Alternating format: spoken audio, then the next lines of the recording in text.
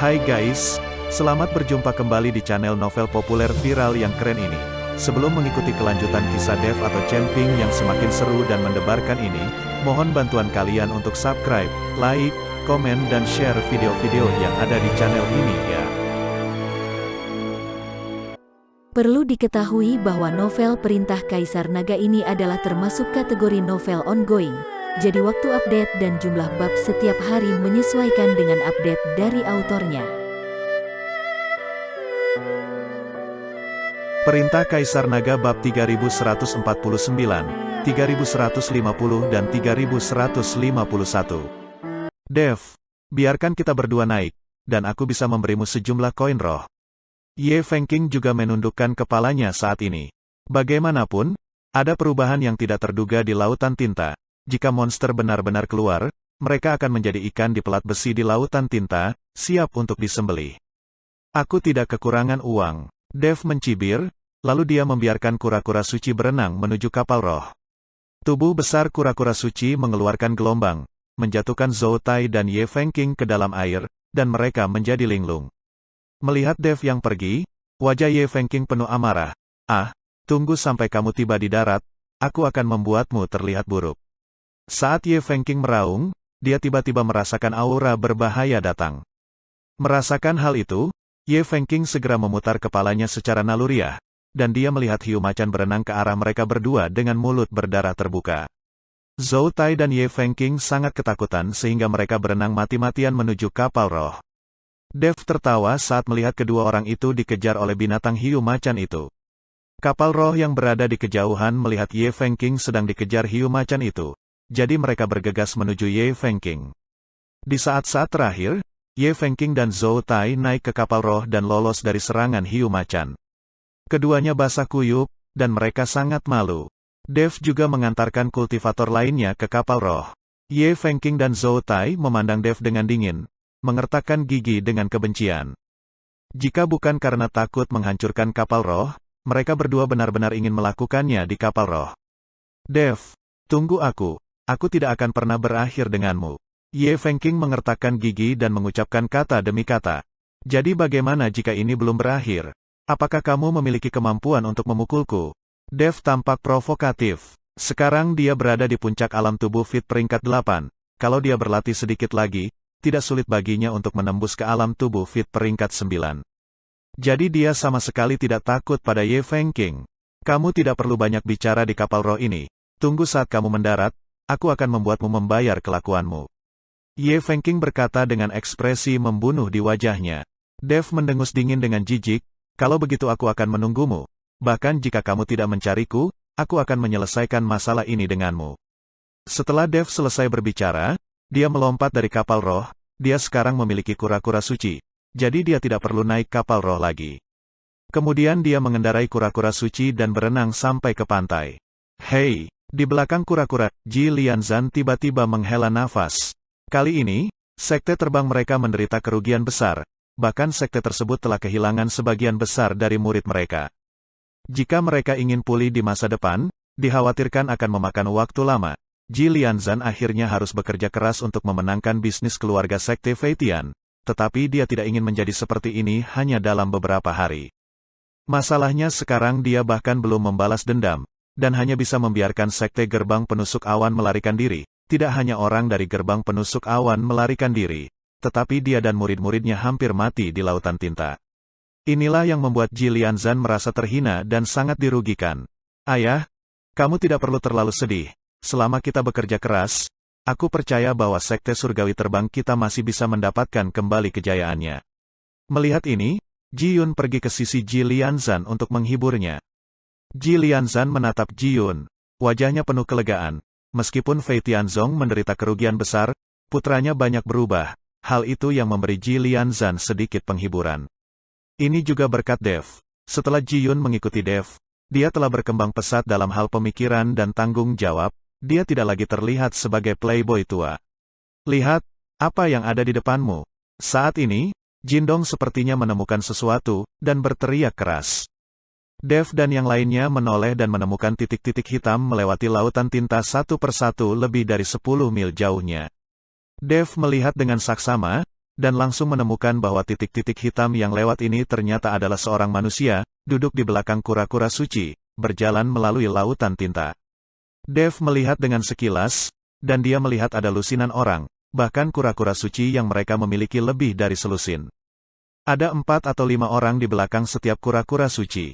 Sekte Penusuk Awan, ini adalah orang-orang dari Sekte Penusuk Awan. Ji Lianzan melihatnya dengan hati-hati, lalu meraung dengan marah.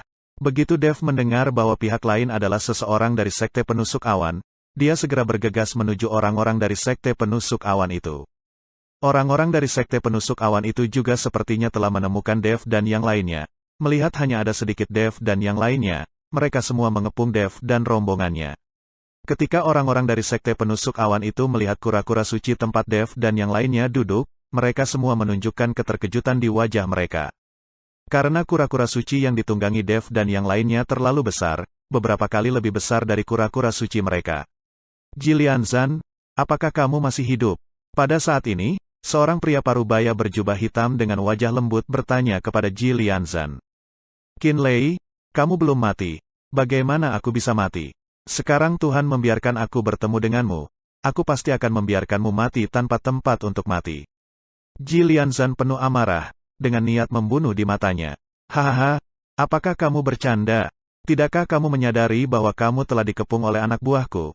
Tapi kura-kura suci yang kamu jinakkan ini tidak kecil. Jika kamu dengan patuh menyerahkan kura-kura suci ini kepadaku, aku bisa mempertimbangkan untuk melepaskanmu. Qin Lei tersenyum dingin. Master Sekte Ji, apakah ini orang dari sektor gerbang penusuk awan yang terlibat dalam serangan diam-diam dan merampok bisnis Anda? Dev bertanya pada Ji Lianzan. Itu benar, orang ini adalah wakil ketua Sekte Penusuk Awan. Saya tidak tahu dari mana mereka mempelajari teknik pelatihan menjinakkan kura-kura. Mereka menjinakkan banyak kura-kura suci, jadi mereka dengan mudah menyeberangi lautan tinta dan menyerang kita. Ji Lianzan mengangguk. Teknik menjinakkan kura-kura. Dev terkejut sesaat, lalu tersenyum dan berkata, ini teknik yang bagus, tapi aku tidak tahu apakah teknik menjinakkan kura-kura mereka sebagus milikku. Ketika Qin Lei mendengarkan kata-kata Dev, menatap Dev dan berkata, Nak, apakah kamu tahu cara menjinakkan kura-kura? Apakah kamu yang menjinakkan kura-kura suci yang kamu duduki itu? Iya, aku yang menjinakkannya, kata Dev. Sekarang kamu putuskan hubungan dengan kura-kura suci itu, dan kura-kura suci itu menjadi milik kami, kata Qin Lei dengan sikap yang sangat arogan. Kura-kura ini menjadi milikmu. Dev tersenyum, apakah kamu putraku atau cucuku? Jika kamu mengatakan ayah padaku, maka kura-kura ini akan menjadi milikmu. Kata-kata Dev itu langsung membuat Ji Lianzan tertawa. Lagi pula, Qin Lei adalah wakil ketua sekte dari Sekte Gerbang Penusuk Awan. Bagaimana mungkin Dev benar-benar membuat orang itu memanggilnya ayah? Tuan Chen, jika Anda memiliki anak laki-laki sebesar itu tidak membuat Anda terlihat terlalu tua. Ji Yun juga bercanda. Ji Yun, apa yang kamu bicarakan? Siapa yang akan melahirkan anak laki-laki gendut untuknya? Dia memiliki Helena, Juliet, dan Nona Liu, sekarang giliranku untuk memiliki bayi darinya. Meskipun Gao Qilan pemalu, tapi ada juga sedikit kebencian dalam kata-katanya. Lagi pula, gadis-gadis itu semua dimanjakan oleh Dev.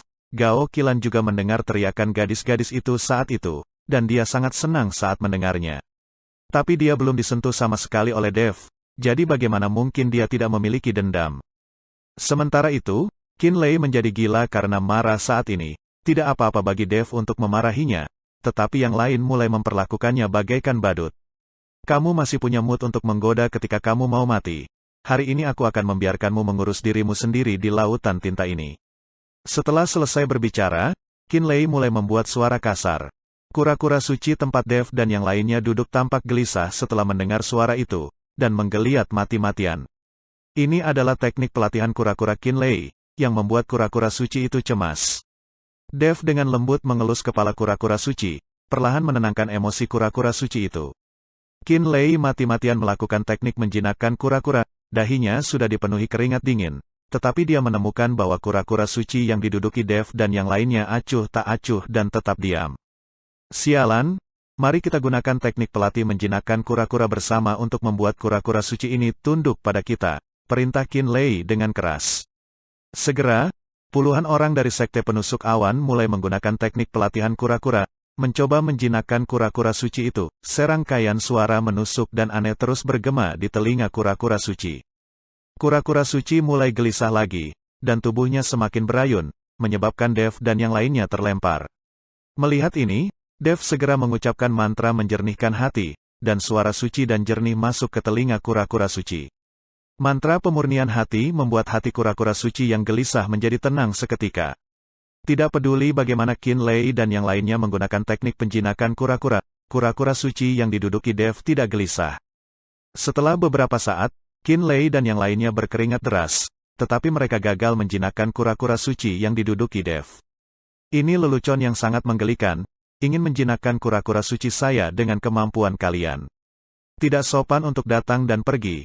Hari ini saya akan menunjukkan bagaimana saya menjinakkan kura-kura suci. Setelah Dev selesai berbicara, kekuatan naga ilahi di tubuhnya langsung meledak, dan kristal naga di dadanya bersinar dengan cahaya. Di belakang Dev, sebuah penglihatan muncul, dan cahaya keemasan melesat ke langit. Melihat pemandangan ini, semua orang di sekte penusuk awan terkejut. Segera, sesosok naga perlahan muncul dalam cahaya keemasan di belakang Dev. Dengan suara gemuruh, naga emas itu muncul. Naga emas melayang di atas kepala Dev, membuat kura-kura suci yang ditunggangi Qinlei dan yang lainnya mulai gemetar. Qinlei dan yang lainnya memandangi naga emas di depan mereka. Mata mereka membelalak, dan mereka tertegun. Pergi. Dev melambaikan tangannya. Naga emas itu meraung, dan memuntahkan seteguk energi naga yang menakutkan ke arah Qinlei dan yang lainnya. Meskipun Qi naga ini tidak dapat menyakiti orang, namun orang-orang dari sekte penusuk awan, merasakan energi naga ini, langsung panik. Kura-kura suci yang mereka tunggangi tiba-tiba berguling, dan langsung pergi ke laut dalam untuk melarikan diri. Semua orang dari sekte penusuk awan jatuh ke lautan tinta tidak peduli bagaimana mereka berteriak, kura-kura suci itu lari tanpa berbalik. Teknik penjinakan kura-kura macam apa, di depan naga emas ini, biarpun induk kura-kura suci ada di sini, kura-kura suci itu akan lari tanpa ragu-ragu. Ini adalah naga emas, kepala klan naga, penguasa 10.000 kepala. Mana mungkin hanya seekor kura-kura suci kecil, berani bertindak liar di depan naga emas. Melihat Qinlei dan yang lainnya jatuh ke dalam air, Ji Lianzan akhirnya tertawa terbahak-bahak. Siapapun jatuh ke lautan tinta ini, jika tidak ada kapal roh di sekitarnya, maka dia hanya bisa menunggu kematian secara perlahan. Menunggu monster di lautan tinta membunuh mereka satu persatu. Dan proses menunggu kematian ini lebih menyakitkan daripada mati secara langsung. Murid sekte penusuk awan yang jatuh ke air semuanya panik, berjuang mati-matian untuk naik ke punggung kura-kura suci Dev. Tapi kura-kura suci Dev dengan lembut menepuk permukaan air, menjatuhkan orang-orang ini. Qinlei juga panik saat ini, dan buru-buru mengikuti Ji Lianzan untuk mengakui kesalahannya.